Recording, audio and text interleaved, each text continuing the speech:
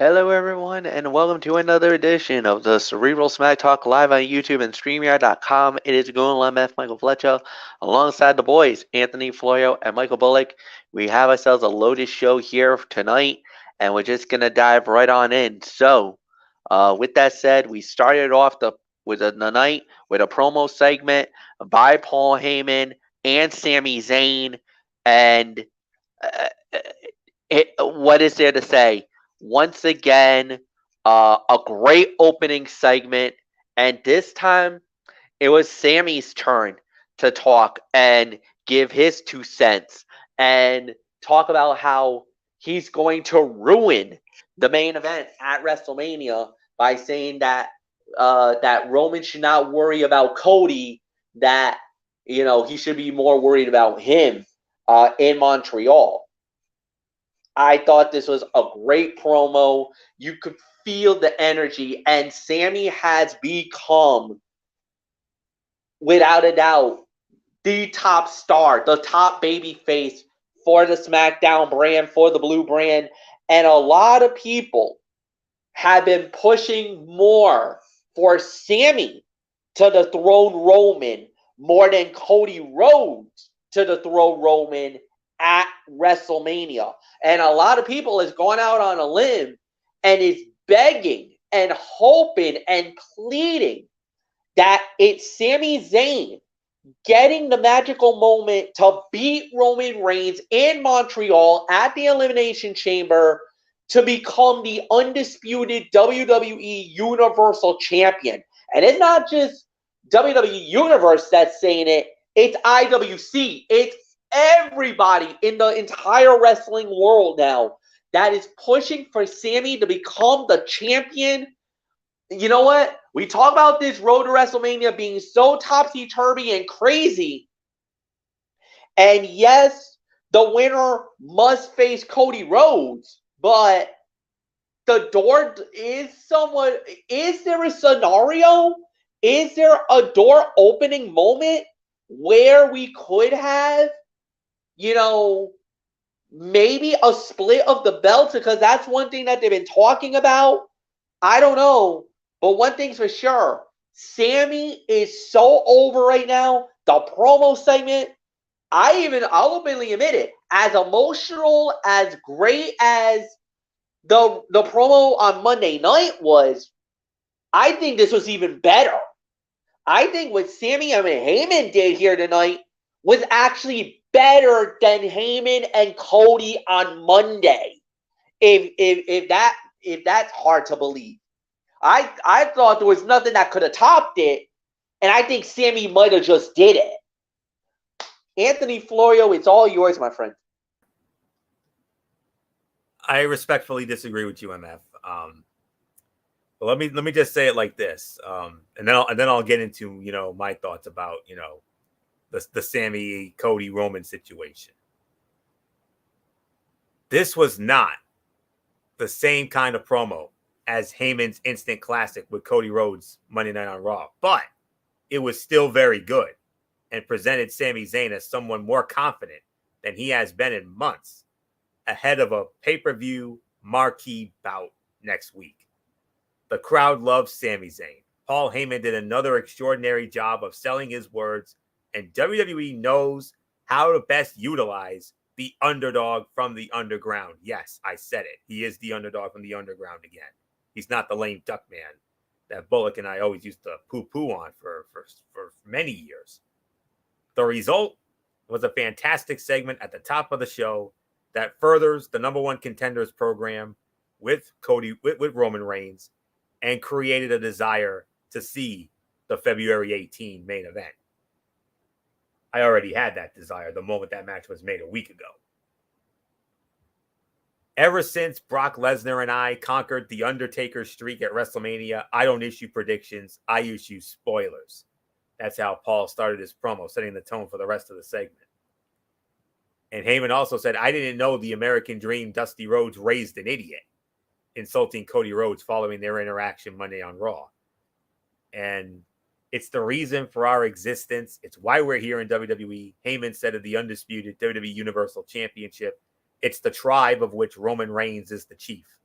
Without these titles, there is no island of relevancy. You know what everyone else in the bloodline knows?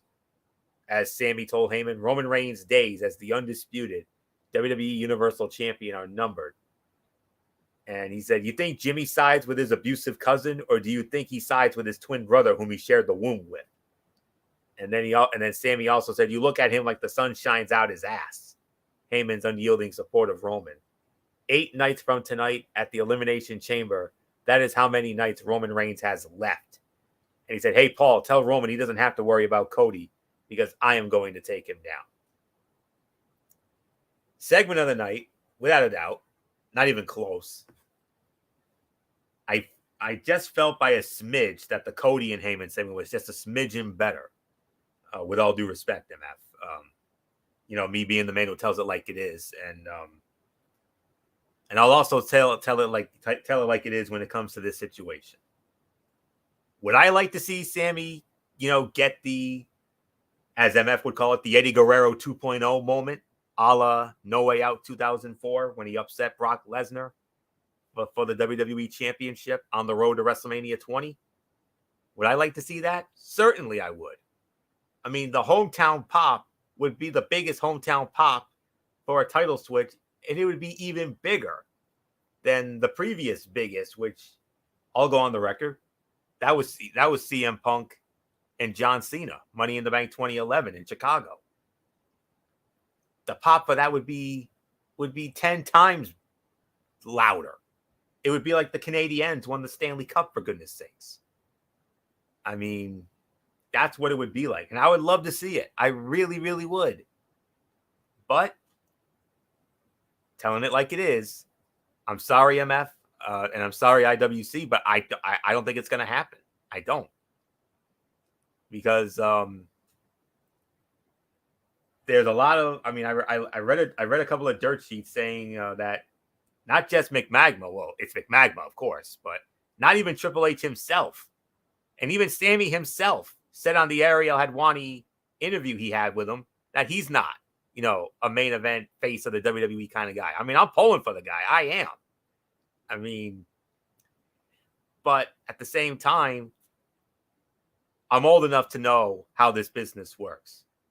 And I'm going to bring back an old favorite line of MF, as Jesse the Body Ventura once famously said, I ain't no Johnny come lately on the block. I know how this business works, for goodness sakes. So what's going to happen, and I'm going to give you a little foreshadowing of when we preview the Elimination Chamber on this show next week. Sami is going to come closer than anybody ever has. He's going to come even closer than the previous closest, which was Drew McIntyre at the Clash at the Castle. Drew was the closest to dethroning the Tribal Chief. Sami is going to overtake that. He's going to get more hope spots than any previous challenger has. No question. And it's going to steal the damn show. I think it's going to be a match of the year contender for sure. But at the end of the day, Sami is not walking out of his hometown as the undisputed champion. And it's going to be because of a certain oos, if you know what I mean. So that's just how I feel about it. And it's going to set up Sami Zayn and Kevin Owens going after the Usos for the tag team championship at WrestleMania. And then you give Sami a big moment, a big Mania moment, and then Cody can have his big WrestleMania moment, because I still believe that Cody's going to be the one to dethrone the Tribal Chief at WrestleMania at SoFi. So that's my story. I'm sticking to it. Segment of the night, I agree with you there, MF, 100%. But I still think the Cody segment was just a smidgen better, although this was very well done too. So not much more for me to say on this. I've had my piece. So with that, Phenom, Michael Bullock, come on in. Fresh off another one of our legendary Smackdown chats. And Sami Zayn, he ain't lame duck man no more. He's the underdog of the underground again. Him and Heyman. Great segment, great jump off. Segment of the night, without a doubt. So Michael Bullock, front and center. Yeah, without a doubt, this was the segment of the night, hands down. I mean, but I respectfully disagree with MF. I still think the Cody and Paul Heyman segment was just a smidget better. Not to say that this was bad. No way. I mean, but this definitely comes a close second to this. I mean, Sammy and Paul definitely were money on the mic here in this segment, and I respectfully disagree with the IWC. I mean, would I want to see Sami Zayn dethrone the Tribal Chief and have that moment like Eddie Guerrero did with Brock Lesnar in 2004? Of course I would.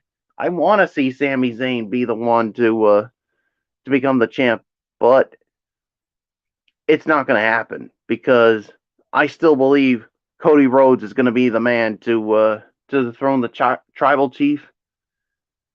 And yeah, I mean, I think Jey Uso is going to be the one to cost Sami Zayn, because the thing is, I think Jey Uso is playing mind games. And Jey Uso is going to probably think that he's going to make Sami think he's going to help him, when I think he's going to pull out the old fork and stab him in the back and have Reigns still be the champion. So, like I said, would I want to see Sami Zayn be the champion? Absolutely. No doubt about it. And get that ultimate hometown rub that he deserves, and get that hometown magical moment. But in the end, I still believe the Tribal Chief is going to come out with it. I mean, if the IWC disagrees with me and Florio on it, you know what? Hey, everybody has a right to their own opinion. So we may not agree with it, but that's just my story, and I'm sticking to it. So, segment of the night, but I still feel the Paul Heyman and Cody Rhodes segment was just a smidget better. So nothing more to say. It is yours, Fletch. All right. With that said, we do indeed move on. As it was Drew McIntyre and Sheamus, they return to tag team action against Hit Row, and it was McIntyre and Sheamus winning the match in 10 minutes and 55 seconds. So, Anthony, it's yours. 10:55. Wow, I didn't think it was that long. All right. Give it about I'm gonna give this about 2.5 to 2 3/4 of a star, to be honest with you.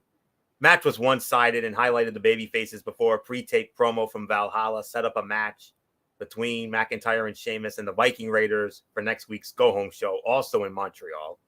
The takeaway here was meant to be the continuation of Sheamus and McIntyre's feud with Eric and Ivar, but it was the utter destruction of Hit Row that really left a lasting impact. How does Triple H and company think any of this helped Top Dollar and Ashante the Adonis? He probably does not, and utilized this segment as a message to the team to elevate their performance or risk falling by the wayside again. The company has utilized that booking tactic before with the Viking Raiders, who took what they were given with a few comedic angles back in 2020 and ran with them. It is their work in those segments that likely earned them as many opportunities to succeed as they have. Now they are poised to battle two former WWE champions in the most significant match of their careers.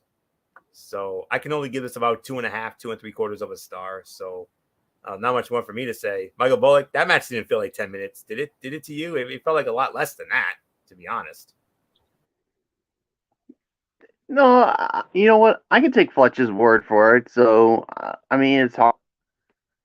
So I'm going to give this about maybe 2.5 stars, maybe teetering on 3, but I think 2.5 is the much better rating. I mean, it could have been better. Of course it can, but obviously you want to give Drew and Sheamus some momentum, because it looks like their feud with the Viking Raiders is not done. And as announced on later on in the night, next week on Smackdown, Drew McIntyre and Sheamus will get another shot at the Viking Raiders. So we'll see what happens with that. So nothing more to say. It is yours, Fletch. Yeah, I'm gonna say the same thing. I thought this was a solid fight. 2.25, 2.5 stars. Hey, this is what I was presented. So I mean, take it for what it's worth, folks. So yeah, I thought it was a solid match and everything else. So we do move on. There was a squash fight. Unfortunately, Lacey Evans winning her match in 2 minutes and 10 seconds. Not much to talk about there. Then we got ourselves the SmackDown Tag Team titles on the line, as it was Braun Strowman and Ricochet. They were going up against the Usos. Jimmy came out. Was Jay going to show up? Was it going to be Solo? Jay shows up and represents the Usos. Were together, united as one. And when it was all said and done, winners of the bout, 13 minutes, 15 seconds, and still the SmackDown Tag Team Champions, the Usos. They successfully winning the titles. Michael Bullock, we were wondering, was Jay going to show up? Was he not going to show up? Jay was there. The crowd popped. It was a moment. The Usos were together, and together, united, they finished the job, and they vanquished yet another team, taking down Ricochet and Braun Strowman, successfully defending the SmackDown Tag Team Championships. The champions remain the champions. Oh, what was the time again, Fletch? 13-15. Yeah, I mean, this was a solid match here. I can give this about maybe 3.5 to 3.5, 3 3/4. I think this was a solid match here. I mean, yeah, like you said, the big question going into this, was Jey Uso going to show up? Because before all this, Jimmy Uso had been trying to call, Jey Uso to see if he was going to show up, and yeah, no contact with him, and it looked like Jimmy Uso was going to have to go at it alone in a 2-on-1 handicap match. But Jay did show up, and the rest is, and they were able to successfully defend the title. So 3.5, 3 3/4 for me. It is yours, Fletch. 3 1/4, 3.5. You could easily make an argument that this was the fight of the night. This was amazing. This was a great action, great battle all the way through. Great body of work by everybody involved. And you know what? This is exactly what it needed it to be. Big win, big victory. There's nothing more to say here. The Usos are united. They are strong as one. And Anthony Florio, if there was any doubt, there's no doubt anymore, at least for tonight, that the Usos are on the same page. Absolutely. Jey Uso showed up at the last possible second, embracing brother Jimmy ahead of their tag team title defense against Ricochet and Braun Strowman. The reunited brothers and their situational awareness allowed the Usos to successfully retain the SmackDown Tag Team Championship. The story once again took center stage as Jey Uso arrived at the very last second, nowhere near ready to allow the issues with him and Roman Reigns to affect the history he and his brother had made over the course of their 500-plus day run as tag team champions. There was no apparent schism between them, as they worked as well together as they had ever had. And then after that, there was a backstage interaction in which Jay admitted he's still with the bloodline, all while a scheming Paul Heyman watched from behind a pillar, furthered the story. Heyman caught Jimmy, and after he denied Jay saying anything about his spot in the faction, Heyman will undoubtedly manipulate the situation, as he has numerous times throughout the family drama, and suggest to Roman Reigns that Jimmy is now lying and that he may not be as committed to the bloodline as they thought. Just great layered stuff all around here. And Wade Barrett said, "Who needs prep time when you're this damn good?" And then Strowman received the hot tag and exploded into the match, only to have the champion stun him and Jay to score a 2 count off a crossbody. Chants of "This is awesome" reigned from the stands following a great false finish from Strowman to Jimmy. Jay sidestepped a charging Strowman on the floor, then delivered a splash to Ricochet back inside the squared circle moments later to secure the win. Fight of the night for me, and I'm actually going to go a little higher than Bullock had it. 4 to 4.25 stars is my rating for this. Fantastic tag team title match. Definitely had some elements of Shakespearean drama in there, no doubt about it. And to me, this was the fight of the night. 4 to 4.25 stars.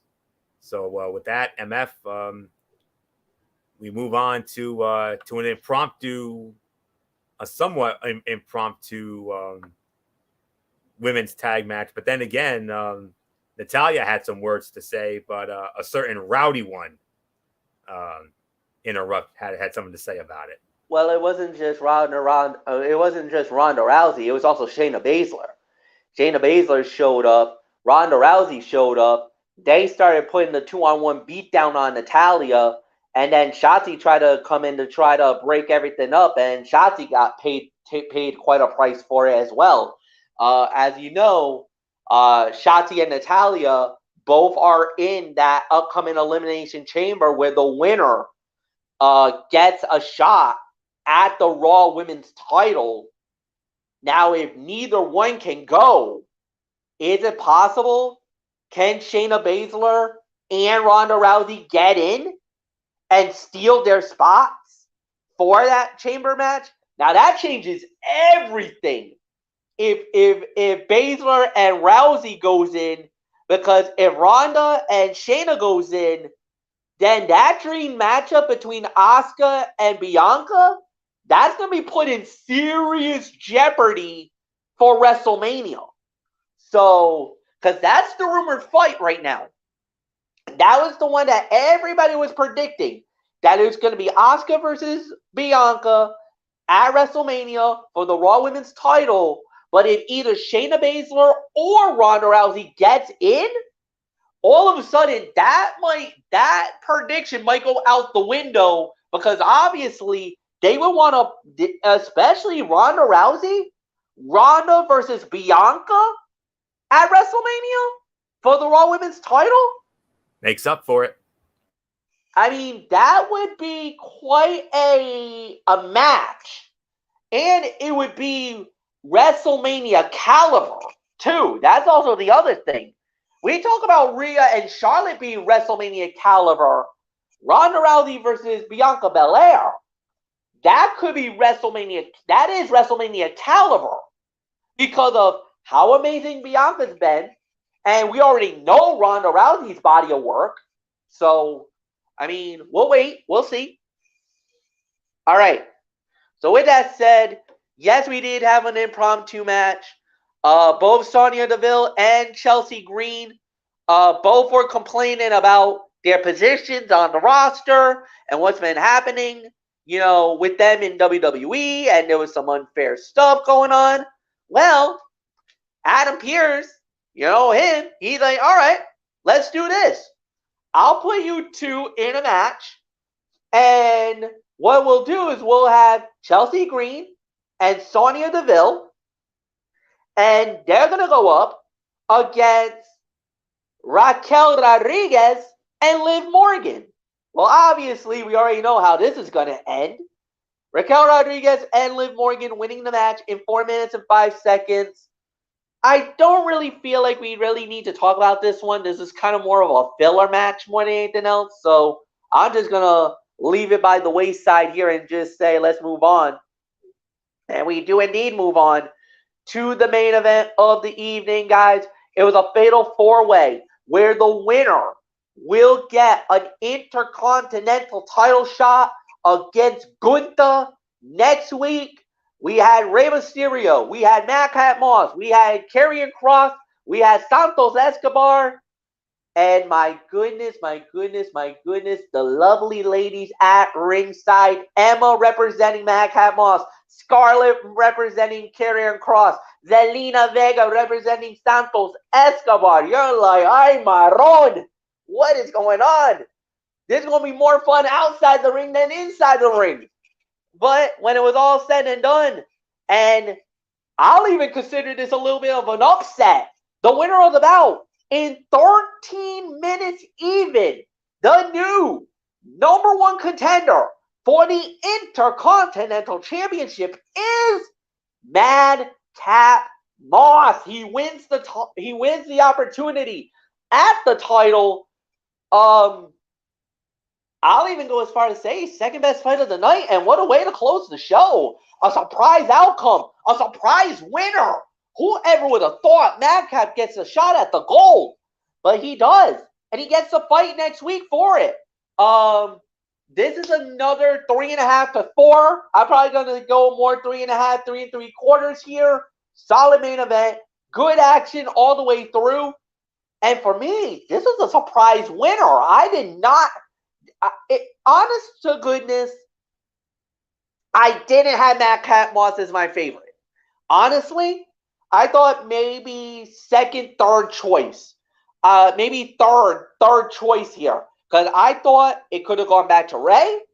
I would have loved to see Carry On versus Gunther. Now, that would have been an interesting match. But I know some people are saying, well, they're trying to position Santos Escobar as a face. Why not give him the shot? Granted, I would have been cool with that. Plus, that's going to give me one more week of seeing the sexy Zelina Vega. Thank you. I would have taken that any day of the week. But it is what it is. Madcap wins. Awesome victory for him. Congrats. Now you get the chance of a lifetime to go up against one of the greatest intercontinental champions that the company has had in a very long time with Gunther. That's going to be a hell of a fight. Anthony Florio, it is yours. 3.5, 3 3/4. You could say maybe 4, but I think we might be pushing it there. Agreed. 3.5 to 3 3/4 of a star. An action-packed main event that saw several hints at potential stories and directions for the competitors to move in looking forward. It concluded somewhat surprisingly with Madcap winning Gunther next week. Madcap is a guy who for over the last year has been criminally underrated and undervalued by WWE fans. He has the looks, the energy, and the in-ring ability to succeed at the next level, but lacked consistent opportunity. No one is saying, nor should they, that Moss is a viable candidate to dethrone Gunther, but he can damn sure have a show stealer against the Austrian competitor and elevate his own star in the process. Kudos to Cross, who shined after a questionable booking decision saw Mysterio beat him in singles action a few weeks back. And Cross told Escobar, I was Lucha too, a reference to their time together in the Lucha Underground promotion. Imperium watched from a skybox high above, and Moss fired up, bowling over his opponents and flattening Cross with a spine buster for 2. This was easily 3.5 to 3 3/4 of a star. And, Gunther and Moss next week in Montreal. And I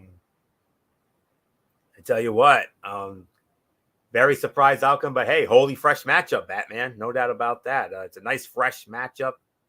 And congratulations to Gunther, because Michael Cole on commentary informed us that Gunther made history 245 days and counting as the Intercontinental Champion. And I say that because it's the longest reign of any Intercontinental Champion in the 21st century. Think about that. The entire 21st century, Gunther has held that Intercontinental Heavyweight Championship longer than anybody, if you can believe that. I don't think he's going to ever surpass Honky's epic reign of 454 days from June of 87 to SummerSlam 88 when the Warrior deliciously squashed him in 30 seconds. But, wow. Great matchup to close the show here. I think Madcap will give him some fits, but let's be realistic. Gunther's going to walk out still the Intercontinental Heavyweight Champion. And I think Gunther can proudly look forward to the road to WrestleMania.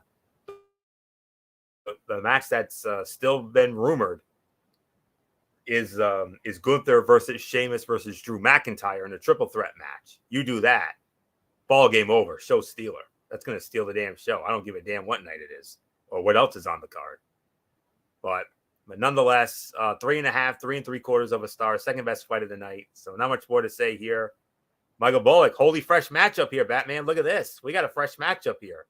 Madcap Moss, biggest win of his singles career to date. Could it lead to an even bigger win next week in Montreal? I don't know. Yeah, I mean, this is definitely a fresh matchup. I mean, with Madcap Moss and Gunther next week for the Intercontinental title. I mean, this is definitely the biggest win of Madcap Moss's career. It could lead to maybe something even bigger come next week, but we'll have to wait and see on that. So 3.5 stars. I mean, this was definitely another one of the top fights of the night here. So yeah, there's nothing more to say. Let's get into our overall thoughts on this edition of Friday Night SmackDown. Anthony Florio, you lead off. 7 to 7.5 for me. Show stealer, without a doubt, the tag team title matchup. Main event, the Intercontinental match. Second best fight of the night for me. I'm very surprised that actually they closed with that. I thought the tag team title match was going to close it, but especially with the Uso drama. But no, they did it earlier in the night. So everything else was, halfway decent. Of course, that opening segment was very good with Sami Zayn and Paul Heyman. That was very well done. Not quite as good as the Cody segment from Monday night, but it was still a solid segment to start the show here. Easily 7, maybe 7.5 for this show here tonight. And next week you got Madcap Moss and Gunther for the Intercontinental Heavyweight Championship. We're gonna see that we got Shotzi and Natalya teaming up against Ronda Rousey and Shayna Baszler, and we also have McIntyre and Sheamus against the Viking Raiders. So 3 big main events to look forward to for SmackDown's go-home show for the first of 2 nights in Montreal. So 7.5 for me. Michael Bullock, your thoughts? Yeah, I'll give it about 7.5 as well. I mean, the tag team title matches, the tag team title match was good, and also the same with the Fatal 4-Way. I mean, you also had a good tag team match with Hit Row and McIntyre and Sheamus. I mean, it definitely could have been better, but you know what? It is what it is. So 7 to 7.5. Fletch, quickly your thoughts, and then we'll get into Rampage. 7.5 for me. Solid show. You guys pretty much touched on everything, so we're gonna get right into Rampage. Started off with the Blackpool Combat Club. They went up against Kip Sabian, Butcher, and the Blade. Winners of the bout in 13 minutes and 23 seconds was Jon Moxley, Claudio Castagnoli, and Wheeler Yuta. And it was a solid opener. Very good matchup, back and forth battle. I really liked how the body with everything that went down. Like I said, solid opener. I'll say 3.5 stars. Anthony, it's yours. 3.5 stars for me as well, and I'll go as far as to call it the fight of the night. Of course, predictability is not always a bad thing. Most professional wrestling matches are easy to predict. What matters is what they do between bells, and both of these teams did a good job making this feel competitive. The biggest complaint that could be had about this contest is that it felt more like they were moving from sequence to sequence than telling a cohesive story. That's hard to do in 6-man tag matches sometimes, so it's an easy thing to forgive. Castagnoli was able to score the win for his team with a huge uppercut to Sabian. The Butcher shaved his head, trimmed his beard, and he got a new look. I mean, I like the Butcher's new look. Pretty cool. Yuta saves himself from a nasty landing after a back body drop. He almost didn't rotate in time to land on his back. And Jon Moxley is known as a brawler who bleeds a lot, but when he wants to actually wrestle on the mat, he has some decent technical ability. So I agree with MF. This was a solid 3.5 stars. This was the fight of the night for me. So not much more to say. Michael Bullock, your thought? Yeah, 3.5 stars. I mean, this was a solid opener here. I mean, obviously the outcome was never in doubt. I mean, with the Castagnoli, Wheeler Yuta, and Jon Moxley winning this one, I mean, there was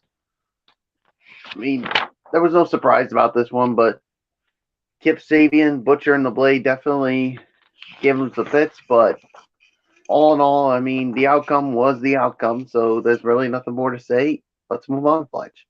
Next up we had was Ruby Soho going one-on-one with Marina Shafir. Ruby Soho winning the match in 6 minutes and 36 seconds. Anthony, it's yours. Ruby seemed a little hesitant at first, but she still put up a good fight from the moment they made contact. Shafir had a big size advantage, so she controlled the pace of quite a bit. Few minutes of the bout took place during the picture-in-picture break, as they always do. You could see Ruby Soho struggling to mount any offense against a former MMA fighter. Both women brought a lot of physicality to this bout, but they lacked chemistry. It could probably be chalked up to not being familiar with each other and having completely different styles. After making a late match comeback, Ruby got the win with Destination Unknown. If Shafir is not going to wear any, boots or sneakers or any type of footwear whatsoever, foot gear, she should at least tape up her feet. It would help prevent ankle injuries and give her a unique look. Neither woman had a TV entrance. We only heard the final few seconds of Ruby's song before the bell rang, and that's really all there was. I can only give this about 2.5 stars for the effort, so not much more to say here. Michael Bullock, this match was just all right for me, but to be honest with you, at least they got the outcome right. Ruby winning, so that's all that matters. Yeah, I mean, at least the outcome was right. I mean, with Ruby Soho winning this one, so yeah, 2.5 stars for me. Definitely could have been better. So nothing more to say. It's yours, Fletch. Sorry, guys, I disagree. You guys overrated this. This is only 2 to 2.25. Like you said, it was fine. It was fine for what it was worth, but I didn't feel anything about this fight at all. I felt like if this is how they were going to do it, I kind of felt like Maria Shafir has been kind of lost in the shuffle. I hate to say it. Ruby got a nice win. Obviously, they wanted to prolong the storyline between the battle between the originals and the newbies of AEW. We got that a little bit. But other than that, I don't really think there's really much to talk about there. So then we had Jungle Boy Jack Perry versus Ryan Nemeth. Jungle Boy Jack Perry wins the match in a minute 22. We're not even getting into that. Main event for AEW Rampage was Lee Moriarty going up against Orange Cassidy for the All-Atlantic Championship. Winner of the bout in 11 minutes and 27 seconds, and still the All-Atlantic Champion, Orange Cassidy, and Michael Bullock. You lead off on the main event. I'll give this about maybe 3.25 for this. I mean, this was definitely a good match here. I mean, obviously the outcome was never in doubt, but Lee Moriarty definitely gave Orange Cassidy some fits here. But the champion remains the champion, but oh boy, but afterwards, I mean, Jay Lethal, Jeff Jarrett, and Satnam Singh had something to say about it, and basically was all over them. And I guess Jay Lethal, well, he's made it clear. I guess he wants Orange Cassidy in that All-Atlantic Championship, but it looked like Cassidy was going to get a guitar from but the Acclaim basically put a stop to all that before they could do anything. So yeah, we'll wait and see what happens with this. So, but then again, I mean, who knows? Maybe Jarrett and Lethal maybe they could be the ones to be. Oh, actually, no, I stand corrected. I mean, looks like they could be in a feud with the Acclaim. So yeah. We'll have to wait and see. We'll have to wait and see on all that. So, 3.25 for this. So it's your Fletch. Yeah, 3.25. Solid main event. Really nothing more to say. Also, don't forget Danhausen also got involved in it as well. But yeah, I mean, there's no doubt about it. Orange Cassidy is a marked man. It looks like Jay Lethal and Jeff Jarrett does want to be the All-Atlantic champion. No doubts about that. The Acclaim coming out to help out is an interesting twist, especially after what happened on Wednesday night, which is, I'm just going to say, the most bullcrap thing I've ever seen in AEW history. I mean, the most dumbest booking I've ever seen in AEW history. I'm not going to get on a rant. I'm just going to leave it at that. I'm going to park it there. Florio, come on in. You can take over. I'll save my rant and my rage for another day. Okay. All right. For the most part, this was a clean fight between two young stars with a lot of potential. Whenever Orange Cassidy is in the ring with a technical mastermind, he manages to keep up with them and mix his own style into everything that is happening. It's kind of impressive how good he can be while looking like he's not even trying. And despite Lee Moriarty clearly being the better athlete, he was unable to get the win. Cassidy picked up the win by countering a submission into a unique pinning combination. Moriarty was okay. Let me see. No, don't really have any. Don't really have any other highlights or unnecessary highlights here. I'll park it here as well. 3 to 3.25 stars. It was the second best fight of the night for me. Predictable outcome. We all knew Orange was going to successfully defend. So we'll see what happens. What's next for Freshly Squeezed as the All Atlantic champion as his reign continues. So with that, 3.25. I believe Bullock let it off. So MF, let's throw it over to you for our overall thoughts on this latest taped Rampage show. Yeah, I mean it was an okay show. I'm not gonna say much about it. Again, maybe 6 out of 10. I thought it was fine for what it was worth in certain areas. I'm just not overly expected or overly hyped about how the rest of it went. So nothing more to say. Anthony, it's yours. 6 out of 10 for me. The 6-man opener was easily the fight of the night. Main event was the second best fight of the night. The women's match was solid, not overly spectacular. And then we had a delicious squash by Jungle Boy. So another so-so edition of Rampage. But next week, it's going to be at a special start time, 7 p.m. Eastern next week. Smackdown next week because of the NBA All-Star coverage. So it's a 6 out of 10 for me. Bullock taking home. Yeah, 6 out of 10. I agree with everything you guys have said. So, yeah, there's nothing more to say except Fletch. Let's put a ball on this edition of the Cerebral Smack Talk. Well, hold on, Michael Bullock. We're not going to put a bow on it just yet, but because I want you to stay here and Anthony stay here, but just momentarily, I actually got some RWA news, boys. We actually got matches for the Renegade Rumble event that's going down. That will be going down on Sunday afternoon, February. It's going to be Sunday afternoon. February 26th, that's going to be at the Our Lady of Rosary Church in Providence, Rhode Island. 3 matches have just been announced. Obviously, the main event, the one that everybody's going to be excited for, is the Renegade Rumble match itself.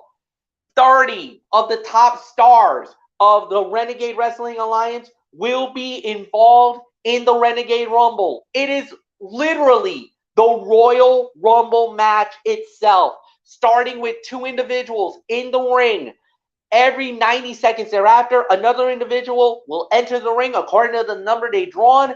It is every person for themselves. No friends, only enemies. Elimination can occur at any time. When an individual is thrown over the top rope, both feet must touch the floor. The last person standing in that very ring, when all competitors have entered, will be declared the winner and will receive an RWA World Heavyweight Championship match against the champion. And that will be going down later this year. We don't know when officially that match will happen, so that's why I'm going to say later this year, because it could be at Dynasty, could be at Legacy, could be their next pay-per-view. I don't know, but what we do know, the winner of it is guaranteed a world title match. Speaking of matches, 3 matches have just been announced for the show. 2 matches I can now confirm are title fights. First, the RWA World Tag Team titles will be defended. The reigning champions, the losers, Sean Leader and the Tom Billington, will be putting the titles on the line against the challengers, the NGO, the New Gore Order Devin Blade, and the Mind Eraser, Mike Grassa. Then, in our second match, this just was announced earlier today, and I must give a shout out to fellow 2184 crew member, Jen Ellis. She provided me with this insight, but this was confirmed by RWA. It is a one-on-one match. The ace, Mike Montero, the leader of the Dirt City Murder Crew, he will be going one-on-one with Frankie Bones. That is a one-on-one match. So thank you, Jen, for giving me that special announcement. And of course, the main event right now of the show, the RWA Heavyweight Championship will be on the line. The new champion, the reigning champion, AJP, will be putting the championship on the line against Teddy Goods. That is right now, like I said, some of the matches that will be a part of it. And then, of course, the main event, the one that the whole world's been waiting for, at least the RWA faithful's been waiting for, the Renegade Rumble match itself. And I can confirm, ladies and gentlemen, myself, Anthony Florio, and Michael Bullock, yes, Talking Wrestling TXN will be in the house at the Our Lady of Rosary. We will be there in person, in the house, watching it with all of you wonderful people as well. So please get your tickets at rwaforever.com. There are still some great seats left.